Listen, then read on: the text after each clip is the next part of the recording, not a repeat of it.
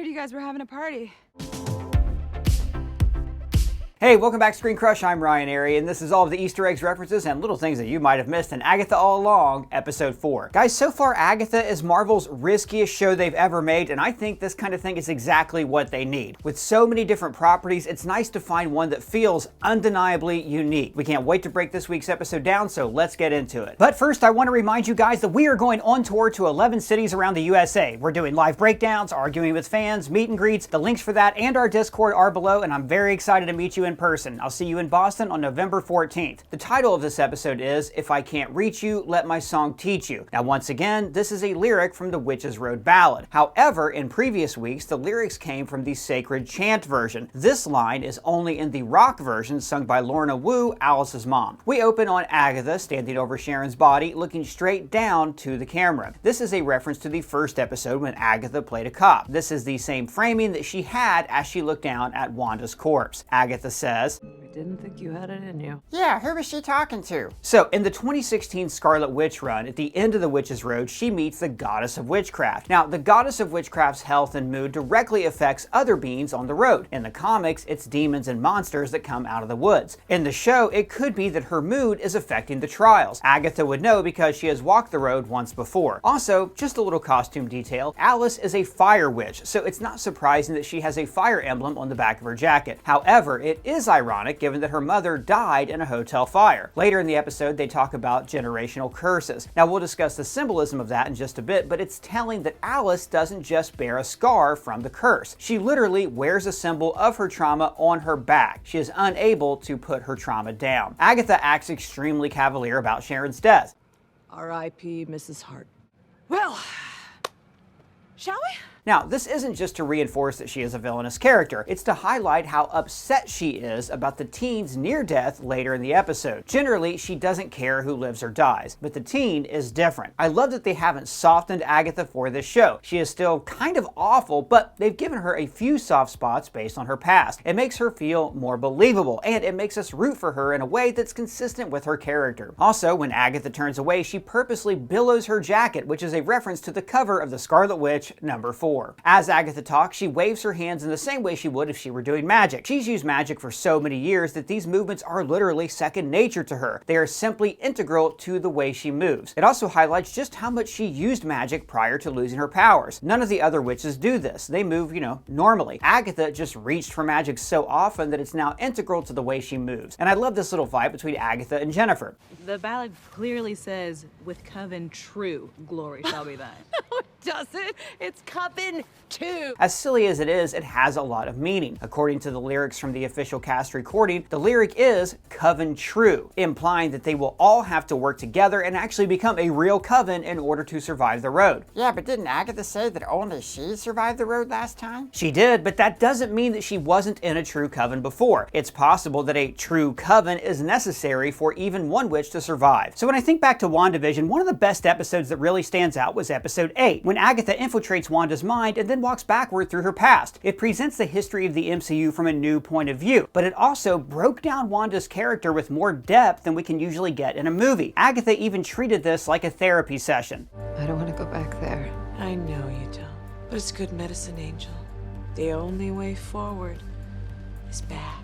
And that tied it in with the show's structure, that WandaVision was about the 5 stages of grieving. This made me relate to the show on so many levels because, well, we've all lost someone and we've all been in pain. In the past, I used to bottle up all my grief and all my social anxiety that I carried with me through COVID. I let those feelings fester for a long time before I finally dealt with them through therapy, with BetterHelp, the sponsor of this video. I connected with a great therapist through BetterHelp, and in our first session, she pointed out things about myself that I never realized, which have now changed how I interact with people in my everyday life. Therapy helped me to address my work-life balance and overcome the social anxiety that I've had since the pandemic. Like after a few sessions, I was laying out a lot of my social fears and my therapist finally asked me, well then what would happen? And I realized that a lot of the things that I was worried about were not going to be the end of the world. It was like she lifted this huge weight off my shoulders. And this was all because BetterHelp makes therapy so easy. It's an online platform where clients and therapists can communicate. I used it for video chat, but I was also sent worksheets that helped me work through my problems. problem. They also have services like a reflection journal and group sessions on a number of different topics. Starting was easy. You fill out a questionnaire and you'll be matched with a therapist in as little as 2 days. And if the therapist isn't right for you, you can switch until you find the right person. They also carefully make sure that therapists on the platform are well qualified and their customer support team is there to help if you have any questions. BetterHelp has over 7,000 reviews and a 4.5 rating on Trustpilot, so this is a platform that you can trust. So guys, if you're struggling and you think you'd benefit from a therapy session, click our link in the description or go to betterhelp.com/ScreenCrush for a discount on your first month of therapy. Now, back to Agatha. Jennifer says, We still need a green witch. We would not have survived the last trial without my expertise. now at this point, it's pretty clear that each trial will test one specific witch and their expertise. Since the green witch hasn't been tested yet, she's still necessary to the coven. She can't be taken off the playing field or they will fail the trial and die. It also makes me wonder if the road may go after people that have already passed their trials, like maybe Jennifer is more at risk than Lilia. The teen places Baby's Breath on top of Sharon's grave. Hey, where'd you get a baby? No. Baby's Breath is a flower, although it's interesting that it grows on the road. It's typically a symbol of purity and innocence, which is very fitting for Sharon. She just wanted to go to a party. She didn't know about the witch's road or the danger that she was in. Agatha used her to open the portal, but frankly, she was too innocent to survive the trials. So let's pour some out for Sharon. The teen says, people can't be replaced. which Agatha replies, Can't they? so this is a nod to WandaVision. For one, Wanda literally replaced Vision with her mind's version of him. Plus, White Vision will probably replace Vision in the MCU. Agatha also literally replaced Pietro with Ralph Boner. They cast a summoning spell, and I want to give a big shout out to our own intern, Elias. He translated all of the Latin in this episode for us, which was beyond helpful. Their summoning spell translates to, help us, Green Sister, above, inside, within, outside. They all ask different things from her, and I actually think this is a meta reference. May she be smart and also not super political. Disney constantly deals with criticism that everything is woke. Anything they do is construed as political. So this feels like kind of a cheeky acknowledgement to that. The second part of the spell translates to person of green to be made. Later, Rio says, Less a green witch, more The Green Witch. Elias pointed out that she may not be a green witch after all. Instead, she could be the Green Man, a forest god from Celtic mythology. The Green Man represents the death and rebirth cycle within a year. Now, there are leaked Funko Pops that may reveal Rio's true identity, but I don't want to spoil anything, so when we get there, we'll go back and reference this moment. When Rio's hand pops out of the ground, it's a very clear reference to the original Evil Dead poster. That film was directed by Sam Raimi, as was Multiverse of Madness. And the mangle way her body emerges reminded us of how Wanda crawled out from this mirror.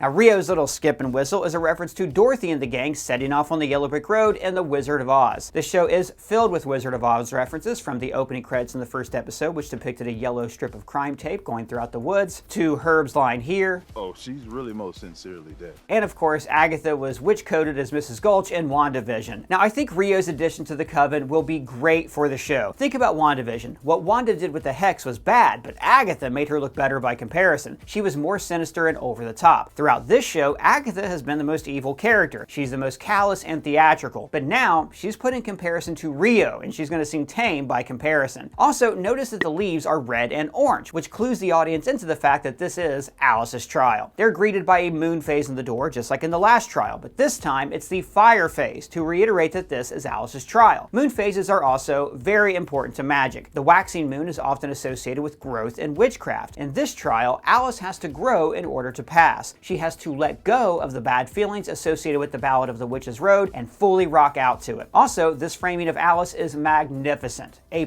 Also, guys, if you're enjoying the show, you might like our Agatha parody merch that we designed for our merch store. We have the Get On Losers, We're Walking the Witch's Road. Get in, loser, we're going shopping. Agatha's It'll Be a Gas in the style of Bewitched. Or you could join the Vision as part of the Westview Neighborhood Watch. And we have tons of other Marvel parody merch like the Woo, I'm about to make a name for myself. Thank you guys so much for supporting us. The links are below. When they step inside the house, they're all decked out in their best 70s wear. Now, while I think that Coral Shores, the band that Lorna Wu performed with, is based off of Fleetwood Mac, they all represent different fashion styles from the 70s. Jennifer represents the big style that was comprised of long, loose garments. Alice is wearing the most stereotypical 70s look with big big bell buttons and round glasses, and Agatha and Rio encompass the glam rock style. Patti LuPone's outfit is actually a reference to her friend and Gypsy co-star Liza Minnelli. On the wall, Lilia sees a ton of different depictions of witches dying. And wow, side note, I really hope this was an addition by The Road and Lorna Wu didn't just have these around her daughter all the time. These depictions include the popular execution method of burning, but it also includes two lesser known punishments for witches. The second panel depicts torture, a reference to the fact that many women confessed to witchcraft while they were being tormented. Witch! Witch! Press her between stones! And the last panel depicts drowning, which was another very common way to kill witches. In the early United States colonies, they even threw women into rivers, believing that only witches could swim. So if they swam, they were witches and they were stranded there until they drowned. And if they couldn't swim, congrats, they weren't witches, but they died anyways. I call that a lose-lose-lose! We saw last episode that Lilia is originally from Europe, a continent that killed the most witches by far. It's very likely that she saw friends, witch and non-witch alike, die, and that's why she is so emotional here. Jennifer discovers these masks. Now these are Japanese namahage masks, which are designed to look like oni, similar to demons. And if you listen closely, you can actually hear a riff of traditional performance music.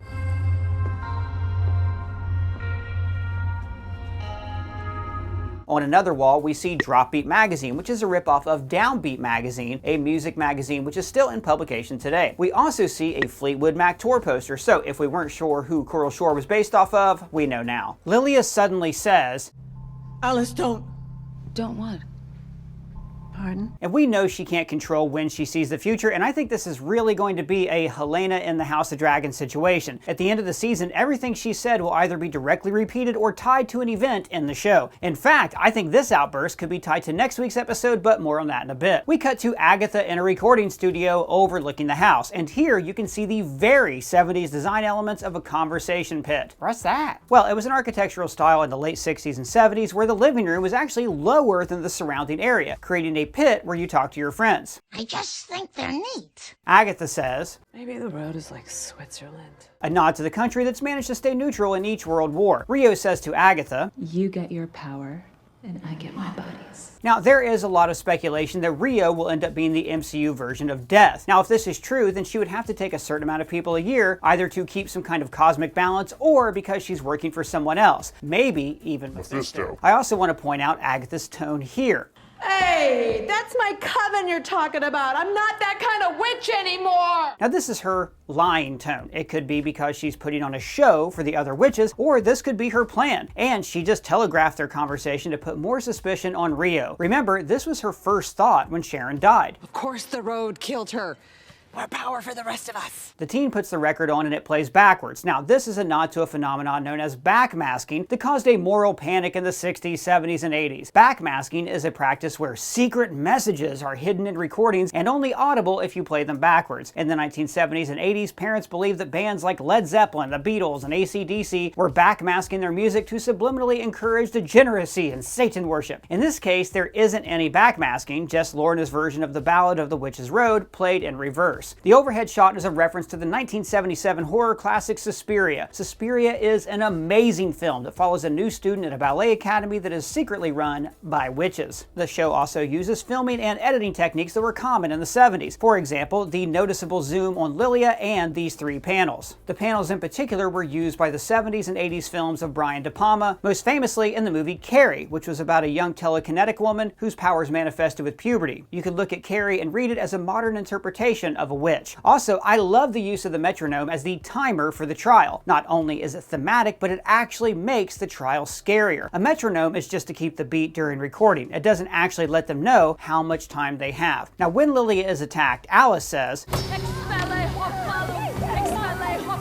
which literally translates to drive out this hoop. She created a protection circle, a common tool used by witches and adapted in various media, such as the salt rings that we saw in Supernatural. We get a point of view shot from the curse itself, yet another reference to this clip from The Evil Dead. When Alice picks up the record, we see the rest of the A-side track list. There's Red-Haired Woman, which could be a reference to Wanda. There's also Cinnamon and Sage, which are the two herbs used for protection and cleansing in witchcraft. There's Flick of the Wrist, most likely referring to how witches wield their magic. And there's also Swan Song. Now, the phrase Swan Song is actually a metaphor for one last grand gesture or performance, which is fitting considering how they destroy the demon. Jennifer says, "Are we talking about a generational curse?" So generational curses are a real thing in witchcraft, but it's also become a phrase used to describe generational trauma. Generational trauma refers to the unfortunate cycle of children traumatized by their parents reenacting that trauma on their children ad infinitum. The only way to stop it is to break the cycle or break the curse by actually facing that trauma. It's very telling that Alice convinced herself that the curse was all her own fault. I thought it was me. That it's my fault that everything I touch turns to shit. Oftentimes, victims of generational trauma didn't realize they were victims. Instead, they think something is inherently wrong with themselves. Now, when the teen is attacked by the curse, he isn't burned like everyone else. Instead, he's literally thrown out of the room. He says, "Got attacked by the curse.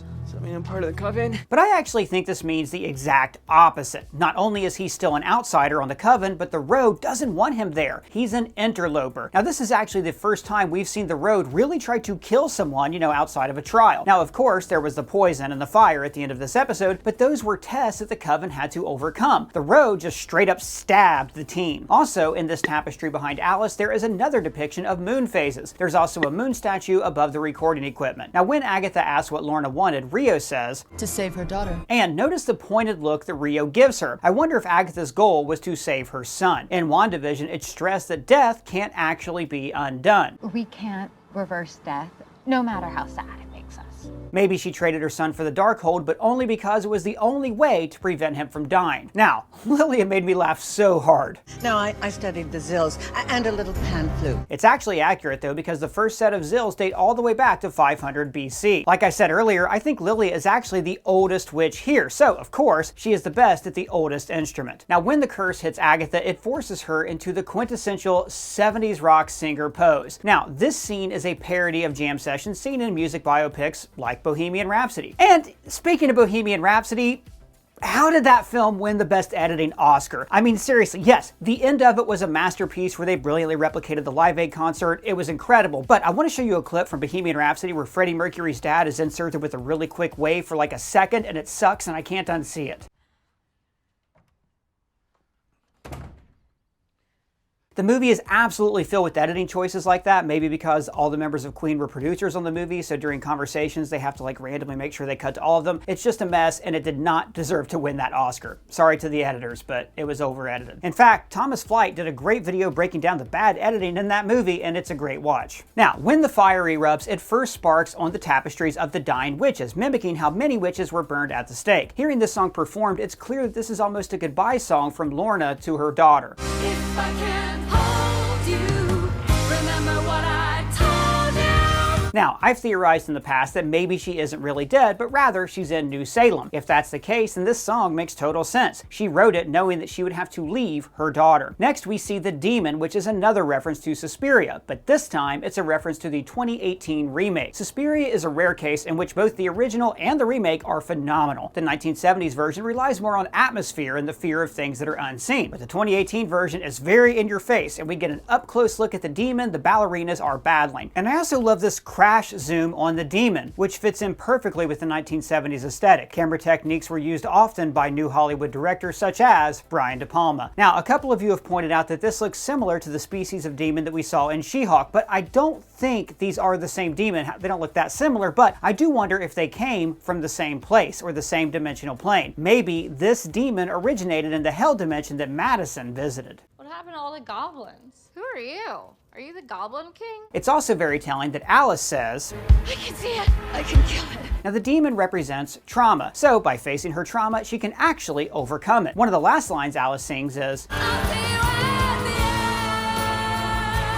end. Now in the comics, Wanda finds her mom, Natalia Maximoff, at the end of the road. Yeah, but isn't Lorna already off the road? Okay, so the road is a little confusing. It exists outside of space and time. So Wanda actually meets her mom before she was ever pregnant. She meets the version of Natalia that walked the road decades earlier. So we could see something similar with Lorna. The demon bursting into flames on Alice's shoulders is similar to the metal aesthetics and visuals that became increasingly common in the 1980s. Additionally, the studio catching fire actually looks like pyrotechnics for their jam session. And then they find out that the teen was stabbed. Now Rio is literally looking at him like a vulture, and Agatha says, Don't. Agatha is the only one who knows that Rio is literally dead, so she's making sure that she doesn't take him. To heal the teen, Jennifer needs moonlight and water. Now earlier in the season, Lilia calls Jen the High Priestess, and on the High Priestess tarot card, there's a crescent moon and water. Another great catch from our intern Elias. And this also really highlights Jennifer's power. She literally fixed a stab wound with 2 abundant ingredients. When they're sitting around the fire, Jennifer says, I'm an 11th generation root worker and midway. Which fits in with her tarot counterpart. The High Priestess represents the divine feminine, and Jennifer uses her power to aid a mother's creation of life. And I just want to say that we were right last week. They did bind her for practicing medicine outside the confines of her station. High five!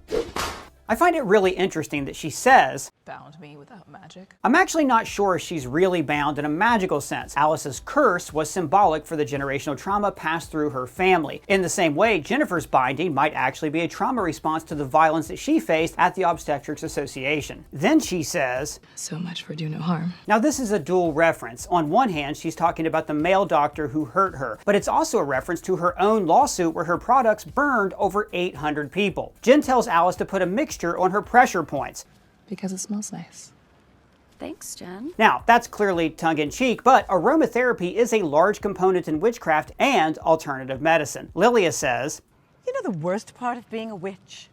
All the misconceptions and rumor mongering. and notice that now the leaves on the road are pink. In previous episodes, the leaves reflected the upcoming trials. From the trailers, we know that Lilia is forced into a literal good witch costume that is pink. So I wonder if the pink leaves denote that her trial is next, and it's going to revolve around how much she hates witch stereotypes. Do you see any pointy hats in here? Any green skin? Any brooms? No, sir. We cut back to the teen and Agatha. Now, after saying she didn't put the sigil on him, she says, Actually, I wouldn't know. Now, I'm still pretty convinced that he is not Nicholas Scratch and that he's going to be Billy Kaplan. We did a whole video on that, you should check it out, it's great. If we do end up getting a Young Avengers project, I'm pretty sure it's going to revolve around the Children's Crusade storyline from the comics. In that storyline, Wanda does not recognize her kids, so I think they're laying the groundwork for that here. Also, the teen's always worn a hoodie, so we didn't see these moons on his sweater until now. These are the waxing and waning phases of the moon. The teen is literally centered between these two phases, meaning that he could represent the full moon. Now, the full moon is when moon magic is at its strongest, so this could hint at how powerful of a magic user he'll become. Back at the fire, Lilia says, Vampire bite. Right before I knocked out his other 2. Please, please, please, please let this be a Blade reference. Agatha shows them a scar from the Daughters of Liberty. Now, the Daughters of Liberty was a real association of women in colonial America, and in Marvel Comics, they were protectors of peace and freedom trained by Agatha. Now, they were an underground group, so this quip by Agatha, You ever hear of the Daughters of Liberty? No. Exactly. may be a farce. She could have gotten that scar training them and pretending that it's an actual battle scar. Also, I don't want to spoil anything, but I will say that in the comics, a modern-day version of the group is formed after some political upheaval. Rio says, A long time ago, I loved someone, and I had to do something that I did not want to do. supporting the popular theory that she is Death, and she also says, even though it was my job. Now, our theory is that Rio had to take Agatha's child. Maybe she's even an agent of Mephisto and he ordered her to take the baby. I would like to see the baby. Now, if Rio is Death, it'll be interesting to see how the MCU plays with her characterization. I mean, is Death inherently evil, or is it just a natural part of life that gets a bad rep, like witches? I think they already play with her characterization a bit in her scenes with Agatha. Rio says that she loves her and that it was painful to hurt her. Now here, she has a chance to get her back. All she had to do was to let Agatha keep believing the teen might be her kid, but instead, she stops her before she kisses her to tell her the truth. That boy isn't yours. knowing that it will stop their chances at rekindling. That doesn't seem evil to me. So wait, the teen definitely is not her kid then? We don't think that she's Nicholas, but this doesn't 100% guarantee that he's not. When Wanda's sons returned, they didn't return as Maximoffs. For example, Billy came back as Billy Kaplan because it was his soul that was reincarnated and not necessarily his body. So Billy has another set of parents. So he is Wanda's son, but he's not just her son. If the teen is Nicholas, then I think it'll be something similar. He could have the soul of Agatha's son, but not really be Agatha's son, if that makes sense. Like, the whole reincarnation thing gets really weird. And that's the cliffhanger for this episode. Personally, we are loving this show. What did you guys think? Were there any Easter eggs we missed? Big shout out to the writer of this video, Brianna McLarty. You can find her social links below, and you can let me know down in the comments or at me on Twitter. And if it's your first time here, please subscribe and smash that bell for alerts. For ScreenCrush, I'm Ryan Airy.